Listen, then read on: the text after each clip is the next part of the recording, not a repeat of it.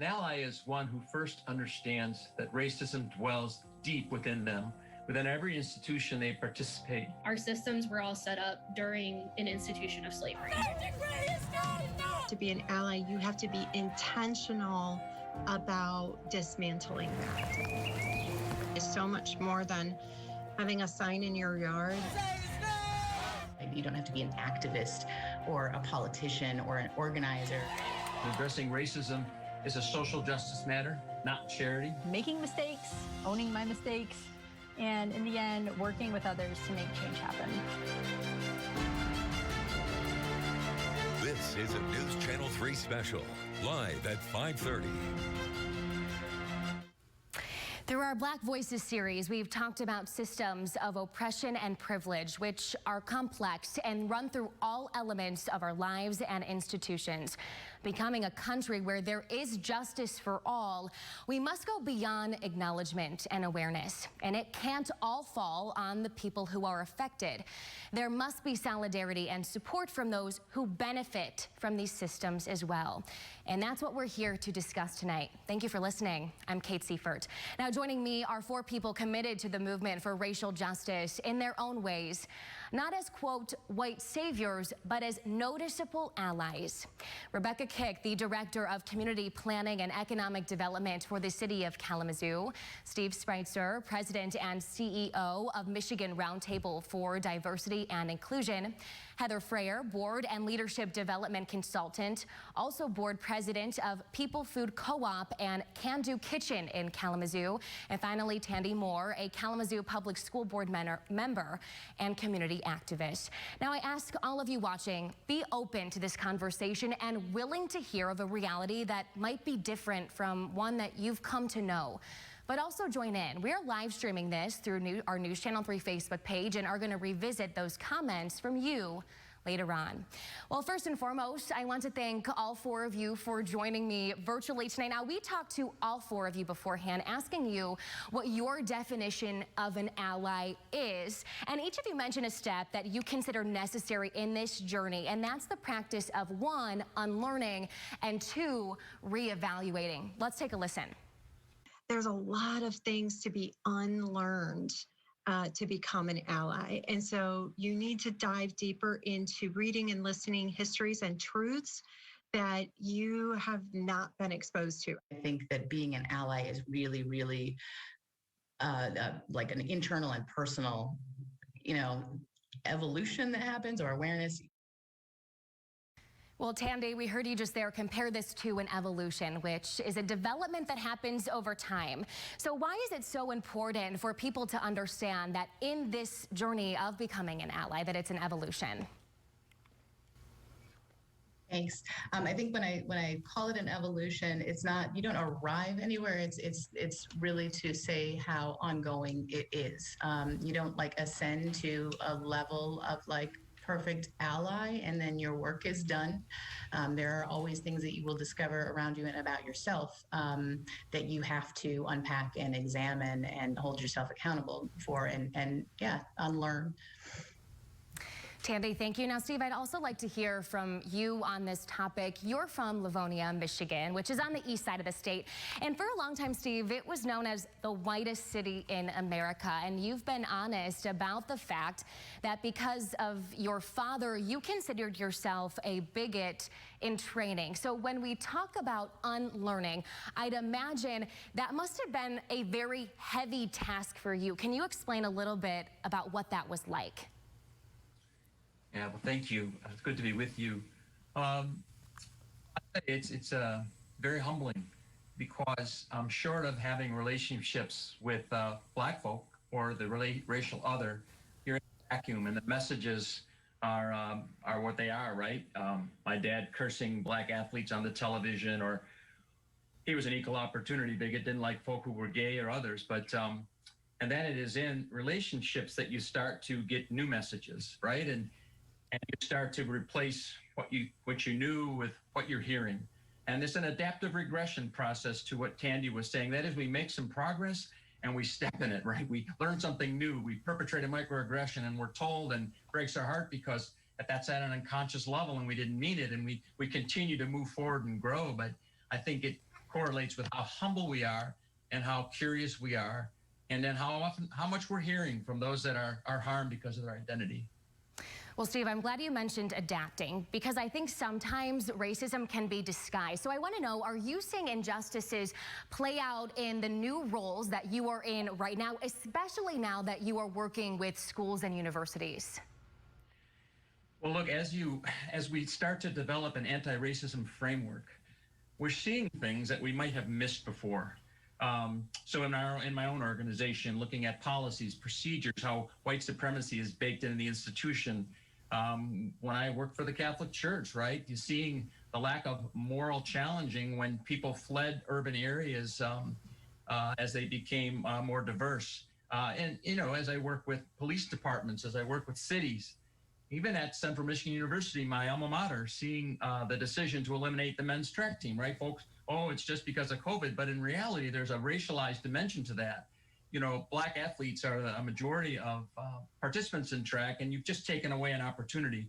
Not only did you deny that opportunity, but a decision was made without examining power and privilege, without listening to the people most impacted by that decision. And as Tandy mentioned earlier, that concept of accountability, you know, so once you understand that, and then you see the culture which perpetrates racial harm upon people, longitudinal studies have pointed that out over time. So you see the complexity of this, right? And it keeps you moving. Steve, thank you. Now, Rebecca, we're going to turn things over to you. Now, as we mentioned before, these systems of racism are interwoven throughout many institutions, and you witnessed that firsthand being in the housing sector. Now, how are those discriminatory practices still prevalent? Because I think for many people who are watching, they would say, well, there are laws and practice that are against these practices. So what's the reality here, and how do we combat those things?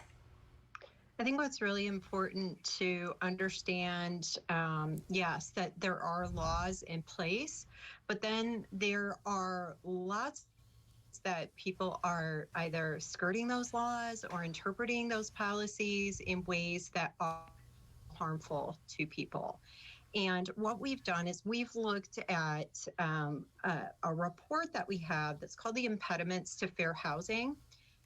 This analysis to impediments was done with a lot of our own deep diving into resident experiences. And we've looked at survey data that went deep into our neighborhoods, because this report helps us to develop a shared understanding of the issues to fair and affordable housing from the person's point of view, right? And it helps us to understand what policies need to be strengthened and which ones are truly being followed. You know, we need to understand how we can impact decision makers, people who are writing policy, who are doing investments in housing, doing investments in development, and where those are being done and how. And zoning codes play a huge part of that. When I first became city planner in the city of Kalamazoo, you know, as you look at some of the survey data that shows, you know, how people are having housing discrimination experiences, just through the zoning code, we had unbuildable lots. So I know that, you know, at the surface is like, oh, well, it's not buildable, so, you know, it's a vacant piece of land. Well, yeah, well, we did a lot of demolition throughout the city in, you know, the early 2000s, because the foreclosures that were happening, disinvestment that was happening. And if you look at the entire city, there were only a few neighborhoods that were seriously impacted by those demolitions. And so I'm showing you this survey data so that you can really see and understand how people of color were affected, and how those neighborhoods of color were much more affected than their white counterpart neighbors. And when that comes to just the overall look of systemic marginalization of folks who are looking to have housing, that's when we have to look, like Steve just mentioned, those current historic policies and practices that have been excluding public and private housing investment. There's still a lot of steering that goes on through mortgage companies and through realtors. Like, I don't think you'd be comfortable in this neighborhood or that. And that's where we need to really hone in on our resident experiences and be able to hold those accountable who are still practicing those policies. All right, Rebecca, it's really helpful seeing those numbers broken down. Thanks so much. Now, Rebecca, you act as an advocate in your role through policy change, but what if there are some of us who say, okay, that's too heavy of a task. What else can I do to become an ally? That's a little bit too heavy to get into policy change. Yeah, I know it is. It feels like you're jumping in without like all of the knowledge yet, right? So I really look to look at your local businesses that are owned by people of color. Look at even your everyday shopping practices are a huge impact on your local economy. And we have awesome neighborhood businesses throughout the city of Kalamazoo and throughout Kalamazoo County that are owned by people of color that you can support. Think about how you're spending your dollars and how you are thinking about what you can do at just even the basic level of just supporting people where they are and helping to build wealth in your own community. All right, Rebecca, thank you. Now, many seem to be searching for the perfect balance of being anti-racist enough to claim the ally role, but not enough to bring unwanted attention. When we come back, we're going to talk with our guests about the risks and sacrifices that are inevitable. Stay with us. Wheel of Fortune. Welcome back to News Channel 3 Live at 5:30. We are continuing our discussion on how to be an ally. Many like to quote the late Dr. Martin Luther King Jr., but mostly vowed that while he's revered today, he was scorned while alive. I want to read this quote from Dr. MLK.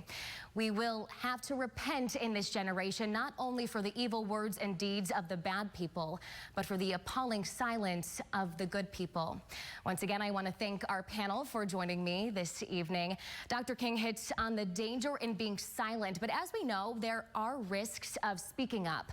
White fragility plays into that. White fragility is a phrase defined as the discomfort a white person feels when confronted by information about racial inequality and injustice. Now, Tandy, I want to turn this over to you. Where do you think that defensiveness and, I guess, discomfort comes from? I think that in my experience, I will speak to my experience on the Board of Education because I think that's the most relevant and most striking example of this. I think that folks in the administration and on the school board, all of us want our schools to look really good. We want to have people have faith in our school system, keep the enrollment up, right? And we want to talk a lot about the good things that we do. And because I think that people who within KPS and on the board take this work very, very personally. They take this district and its children very, very personally. So when something is brought up or there's a flaw or something is questioned, yeah, there is an immediate defensiveness and fragility, often like a scapegoating and a just unwillingness to accept accountability or even a piece of that accountability. So, as far as where it comes from, I can say that myself, I grew up in the 90s, in a world where we learned a lot about the history of slavery and really celebrated the, civil rights movement, but were also encouraged to adopt a colorblind mentality. And it was as though that was all in the past, right? And I think that has damaged a lot of us, that we've had to figure out, oh, wait, it is still going on. Yeah. Well, I'm going to turn this over now to Heather. I want to ask you the same question I just asked Tandy. Where do you think the defensiveness and discomfort comes from? I think we all want to be good people, and it's hard to feel like we're being good people if we identify as racist. And it's so ingrained in our society, and everything is happening without us even noticing most of the time. Like, we have to try really hard and pay attention and really key in if we're going to even notice what's happening, because we've been trained for so long that the dominant white culture is the norm. And in order to change that, we have to really look within and re-examine, and as others said, break down what we've been learning all our lives. And that can get really personal, and that can feel really hard. Heather, thanks so much for that. Now, there are risks, as we know, to taking a stance, but allies still, we have the privilege that protects them from the risks that people of color, they don't have that when they do speak up. So, Rebecca, I'm going to turn this next question to you. You know, for someone who works with local government and who is pretty hands-on with some policy change, what differences do you notice in response to your colleagues of color? And then how do you help combat that and help shield them as an ally? So I think what's really important about being is, again, where Heather talks about that uncomfortable space.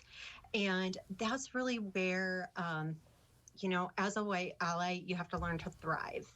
And because I'm coming into the space with advantages and privileges, for me to step into a space and be uncomfortable for a little while feels like the best, most humbling place for me to be, right? Because, you know, I'm working with my colleagues of color who are like, oh my God, she's finally getting it, you know, and here I am making mistakes along the way and trying to figure out how to be able to both lean in and support my colleagues of color while also giving them the space to elevate their own voices and in those spaces, because again, this is where like a lot of white people can get into like the white saviorism, like, no, I know what's best. I know I can handle it, you know, for you.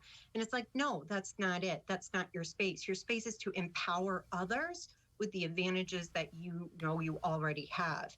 And so that means walking this line between your comfort and your discomfort and saying that this space of discomfort is worth every single mile when I get to empower my colleagues of color to come, not just join me at the table, but be at the head of the table and leading that table. That's the difference between equity and inclusion. Equity is we're all at the table. Inclusion is that person is leading this discussion and empowered to be there and not afraid to speak up. And so I want to keep creating safe spaces for people of color wherever I can in the work that I do. Thanks. Thank you so much. Well, I think it's important to state the obvious here too, that we're a group of white people, the five of us, and we're discussing racism. So Heather, I want to turn this over to you once again. How can you understand oppression if you've never experienced it yourself? I think it's a question a lot of us are dealing with.